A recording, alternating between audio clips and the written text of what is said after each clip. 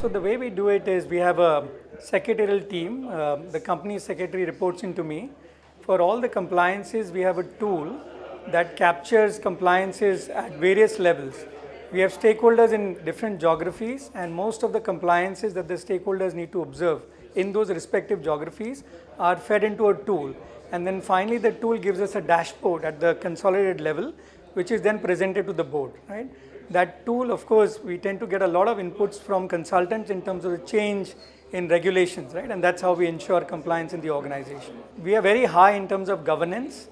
When you talk about financial reporting, we follow all the guidelines, the standards and the regulations. We have a team that does all the accounting and finally rolling up in terms of the SEBI financials. Those financials at the end of the quarter after the board meeting are shared with the analysts. And then we have an analyst call where we share all the information with a broad set of analysts who join us.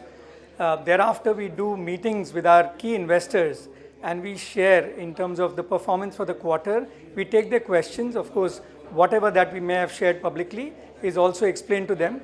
We talk a bit in terms of our strategy. We also talk in terms of our aspiration, and we take their feedback. At the end of the day, being a listed company, it's important for us to also take feedback from the investors.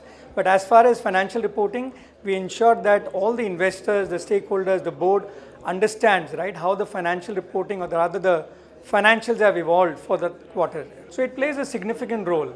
Gone are the days that you will try and aggregate information manually. You use different tools. We use an ERP system. At the end of the day, the financials are reported through the ERP system. Then, of course, there are various analytics tools that finally give us the insights in terms of understanding the movements. Then also we ensure that there are a lot of these things in terms of compliances, ESG reporting, in terms of our receivables. We use different tools and technologies so that we are always ahead of the game in terms of ensuring what levers do we need to play. Being a public listed company, we want to be on the top quadrant to ensure that we are meeting and beating many of those metrics that are publicly declared. Actually, it's a fabulous platform. I must appreciate, and first of all, pleasure to be here talking to the folks. I think the theme here is about finance professionals under 40.